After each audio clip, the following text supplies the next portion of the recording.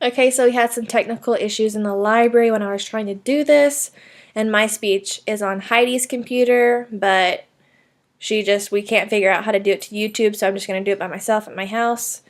Okay, here we go. Pit bulls. The first thing that comes to mind whenever you hear this name is that this is a dangerous breed. I'm here to make this inaccurate perception of this beautiful breed diminish. I will talk to you about the history of the pit bull, the loyalty characteristics of the pit bull, and how you should individualize every dog and not consider it as a whole. And I will also talk to you about how the media controls the perception of this breed, and then I will end in a story about a dog named Zeus. The pit bull has a real interesting history. Back in the day, they were considered farm dogs, and they were used to pull horses and cattle that were stuck in the mud. They would also go hunt with hunters and would help lead them to animals. Pit bulls coined the nickname the nanny dog or the children's nursemaid because of their calm and protective persona towards children.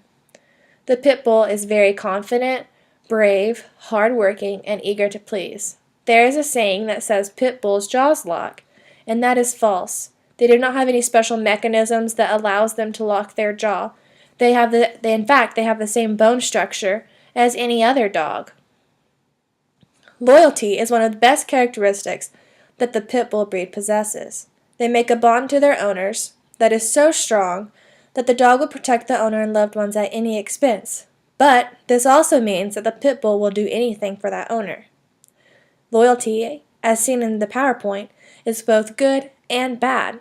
They will do anything for their owners, and if that owner wants to neglect that dog and make them fight, well, they will. That is why pit bulls have such a bad reputation, because they are so loyal even to their irresponsible owners. But animals rely on human responsibility to grow and learn what's right and what's wrong in our society. When you have an irresponsible owner, irresponsible behavior can happen, and this goes for any breed. The responsibility lies on the shoulders of the owner instead of the dog. Another point I want to make is that we should not discriminate against the whole breed.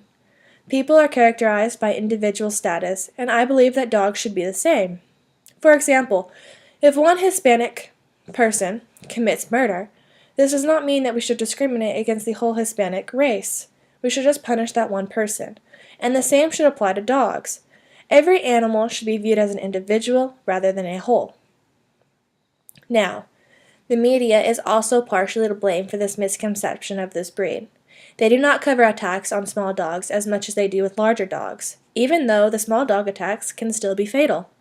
According to Jackson Animal Control, small dog breeds don't have a bad reputation like pit bulls. But they are responsible for as many dog attacks. The media only reports on stories that catch the audience's attention. Pit bull attacks get people to stop, watch, and listen. And little dog attacks, well, they just don't catch our attention as much. However, in 2009, a 6-week-old girl died due to a vicious attack by a Pomeranian. She had severe head trauma. This story had no national news and was never spoken about again. In fact, there was no bans or petitions. Imagine what kind of coverage this would have had if it was a pit bull. What kind of outrage and petitions this would have started within the community. This Pomeranian did this. Again, I reinstate, any dog is capable of attacking, depending on how it is raised. Speaking of petitions, let's talk about what's happening in Mauryville, Louisiana. Mauryville, Louisiana is home to a nanny dog named Zeus. According to Joanna Armand, Zeus's owner, Zeus is far from a vicious dog.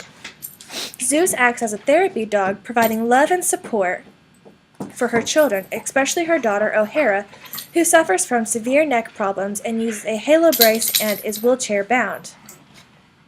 The town is trying to ban the entire breed and make them surrender Zeus. According to Scott Lamone, once surrendered, the dog will be disposed of, killed. Joanna loves her dog Zeus and says no way, no how is she going to let this happen to her dog. So, Joanna started a petition that had over 315,000 signatures, and she received national coverage on this issue. When I wrote this speech, it was in the process of it, but I am happy to report that I read today that the ban has been lifted, repealed, and abolished, and Zeus is now safe at home where he belongs and where he will stay. The other pit bulls in the community received the same good news as well. So, although pit bulls have been made to have a bad reputation at first recognition. I have given you reasons as to why this breed is not a threat to society. The pit bull is helpful, resourceful, and loyal. The media dramatizes pit bull attacks more than smaller dog attacks, and makes them seem like they are the only vicious dog on this planet. In the case of Zeus, you can tell that this pit is the complete opposite of the generalized pit bull you see on television. Every dog has the potential to be aggressive, and the responsibility lies on the owner. Even in the case of an attack, the breed should not be penalized, but only the single dog. The pit bull breed is not a threat to society. Thank you for listening. And I wasn't by myself because my sister's right here. Sorry. With my dogs. Bye.